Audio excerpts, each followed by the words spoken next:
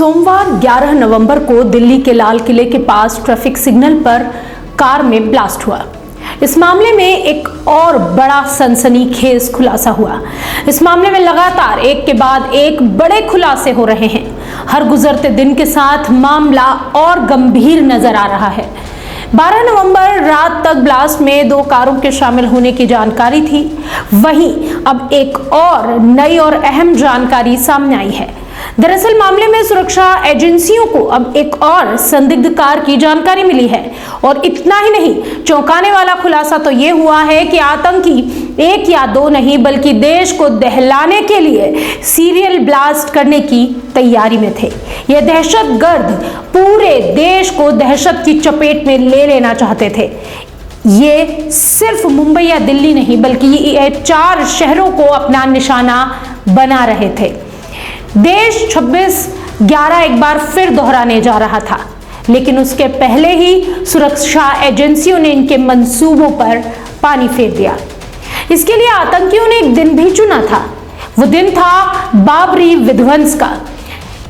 ऐसा इसलिए किया गया ताकि देश में अमन चैन खत्म हो जाए, हिंदू मुस्लिम आपस में भड़क जाए। पूरी साजिश क्या थी? कैसे अपने नापाक मंसूबों को अंजाम देने वाले थे आतंकी? और कौन है इस पूरे मामले का मास्टरमाइंड?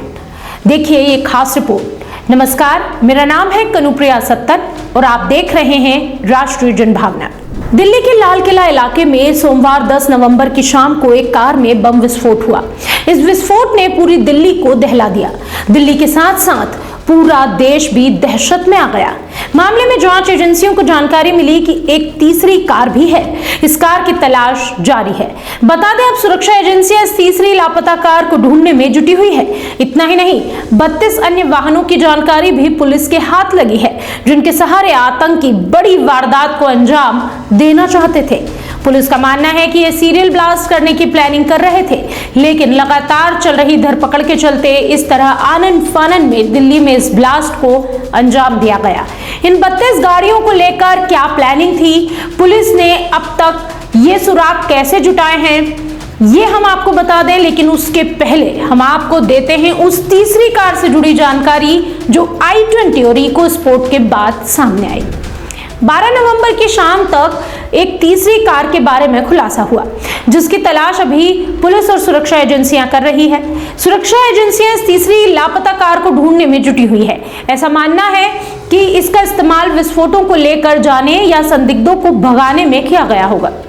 ये तीसरी कार है मारुति ब्रेजा, ऐसी आशंका अभी जताई गई है। सूत्रों का यह कहना है कि लापता तीसरी कार का इस्तेमाल आरोपियों ने रेकी करने या घटना के बाद भागने के लिए किया होगा।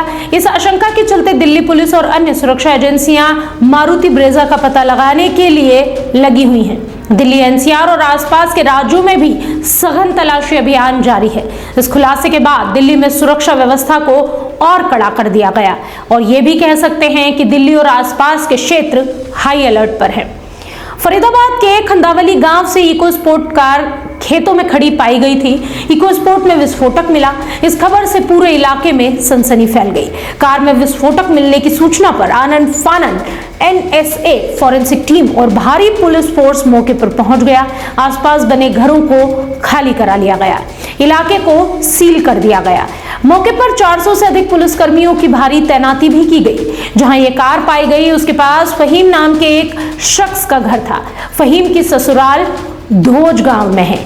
ये वही जगह है जहां अल फलाह यूनिवर्सिटी है। जांच में पता चला कि कार को यहां खड़े करने वालों में 2 पुरुष और एक महिला शामिल थी, जिनमें फहीम का साला भी है। फहीम का साला कार रिपेयरिंग का काम किया करता है। ऐसे में यह भी आशंका जताई जा रही है कि कार सर्विस कराने के दौरान फहीम के साले का संपर्क अल फलाह यूनिवर्सिटी के डॉक्टर्स और कुछ संदिग्ध आतंकियों से हुआ होगा। इस खुलासे के बाद पुलिस संदिग्धों की तलाश में जुट गई है। मामले की गहनता से जांच की जा रही है। इस घटना के मद्देनजर सुरक्षा एजेंसियों को हाई अलर्ट पर रख दिया गया है। मामले में हर पहलू की बारीकी से जांच की जा रही है और ऐसा बेहद जरूरी भी है, क्योंकि आगे जो खुलासे हुए हैं वो बेहद चौंकाने वाले हैं और देश को दहलाने की साजिश का भी बड़ा खुलासा हुआ। दरअसल सुरक्षा एजेंसियां विस्फोटकों के सोर्स के साथ आरोपियों की पहचान और उनके मकसद का पता लगाने के लिए लगातार पूछताछ कर रही है और जो डेटा मिला है, जो चीजें मिली हैं, उनका विश्लेषण भी किया जा रहा है। तीसरी कार के बरामद होने से जांच को एक नई दिशा मिलने की उम्मीद भी जताई जा रही है। इसलिए इस तीसरी कार मारुति ब्रेजा की तलाशी और तेज कर दी गई है। यह उन संदिग्धों तक पहुंचने के लिए महत्वपूर्ण साबित हो सकती है जिनके बारे में अब तक सुरक्षा एजेंसियां सिर्फ और सिर्फ कयास लगा रही है। हालांकि इन्हीं सब जांच के दौरान सुरक्षा एजेंसियों ने एक और बड़ा खुलासा करते हुए बताया कि आतंकी हमारे देश में तबाही मचाने की फिराक में थे।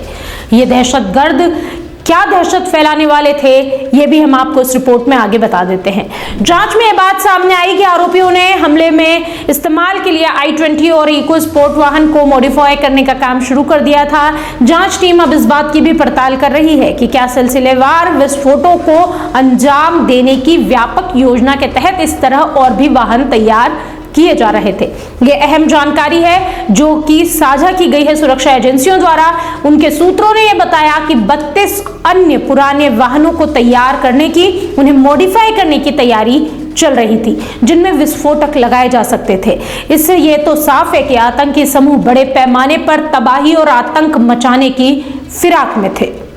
लगभग 8 संदिग्ध कथित तौर पर 4 अलग अलग स्थानों पर विस्फोटों को अंजाम देने की तैयारी कर रहे थे। ये 8 संदिग्ध दो के ग्रुप में बटे हुए थे और ये 4 जगहों को अपना निशाना बना रहे थे।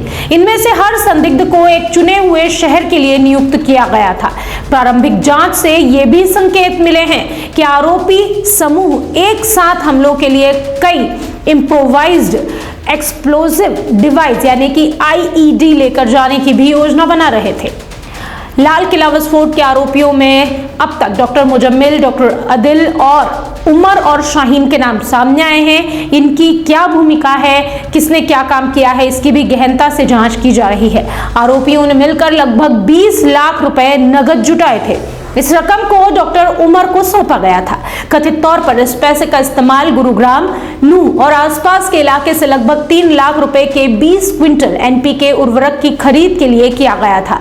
NPK उर्वरक यानी कि नाइट्रोजन, फास्फोरस और पोटेशियम का मिश्रण का इस्तेमाल विस्फोटक सामग्री निकालने के लिए किया जा सकता है, जिसके ID तैयार करने से उनका इरादा साफ नजर आता है कि वो क्या करने के बारे में सोच रहे थे। डॉक्टर मुजम्मिल 2021 और 22 के बीच मारे गए आतंकवादियों के सहयोगियों के साथ लगातार संपर्क में था। इसका झुकाव ISIS की एक शाखा अंसार गजवत उल हिंद की ओर था। ऐसा माना जाता है कि उसे इरफान उर्फ मौलवी नाम के एक व्यक्ति ने इस नेटवर्क से जोड़ा था। ऐसा भी अनुमान लगाया गया कि साल 2023 और 24 में बरामद किए गए हथियार भी इस मॉड्यूल से जुड़े हुए थे और इसी के जरिए एक स्वतंत्र आतंकवादी समूह बनाने की तैयारी के लिए हासिल किए गए थे। जांच एजेंसियां लगातार इस नेटवर्क तक पहुंचने की कोशिश में लगी हुई है, क्योंकि यही खुलासा बेहद बड़ा है कि भारत में इतना एक्टिव नेटवर्क काम कर रहा था जो भारत को दहलाने के लिए तैयारियों में जुटा हुआ था और जिसने दिन भी चुन लिया था। हालांकि लाल किले पर हुए ब्लास्ट से एजेंसियां इन तक पहुंचने की कवायद को और तेज कर चुकी है। जांच में यह भी साफ हुआ कि लगभग 8 संदिग्धों ने 4 जगहों पर सिलसिलेवार विस्फोट करने की योजना बनाई थी। उनकी योजना 2-2 के समूहों में 4 शहरों में जाने की थी। प्रत्येक समूह अपने साथ कई IED लेकर जाने वाला था। जांच एजेंसी के सूत्रों ने यह खुलासा किया कि लाल किला ब्लास्ट के आरोपी डॉक्टर मुजम्मिल, डॉक्टर आदिल, उमर और शाहीन ने जो 20 लाख रुपए नगद जुटाए थे, ये रुपए उमर को सौंपे गए और बाद में उन्होंने नूह, गुरुग्राम और आसपास के इलाकों में IED तैयार करने के लिए 3 लाख रुपए का 20 क्विंटल से ज्यादा NPK उर्वरक खरीदा। उमर और डॉक्टर मुजम्मिल के बीच पैसों का विवाद था। उमर ने सिग्नल ऐप पर 2-4 सदस्यों वाला एक ग्रुप बनाया। डॉक्टर उमर 6 दिसंबर को बाबरी मस्जिद विध्वंस की बरसी पर दिल्ली में मुंबई के 2008 के 26/11 जैसे हमलों को अंजाम देने की फिराक में था। इसीलिए बड़ी मात्रा में उसने विस्फोटक जमा कर लिया था। एजेंसियों के मुताबिक Lal Qila, India gate, constitutional club और गौरी शंकर मंदिर आतंकियों के निशाने पर थे। देश भर में रेलवे स्टेशनों और शॉपिंग मॉल्स को भी आतंकी अपना निशाना बनाने की तैयारी कर चुके थे। फरीदाबाद से गिरफ्तार व्हाइट कॉलर आतंकी मॉड्यूल से जुड़ा डॉक्टर मुजम्मिल गनई ने इस साल जनवरी में कई बार लाल किले इलाके की रेकी की थी। उसके मोबाइल फोन से डंप डेटा से ये बड़ा खुलासा हुआ। जांच एजेंसियों ने तो ये भी बताया कि 26 जनवरी को भी इस ऐतिहासिक स्मारक को निशाना बनाने की साजिश की गई थी, लेकिन तब ये साजिश नाकाम हो गई।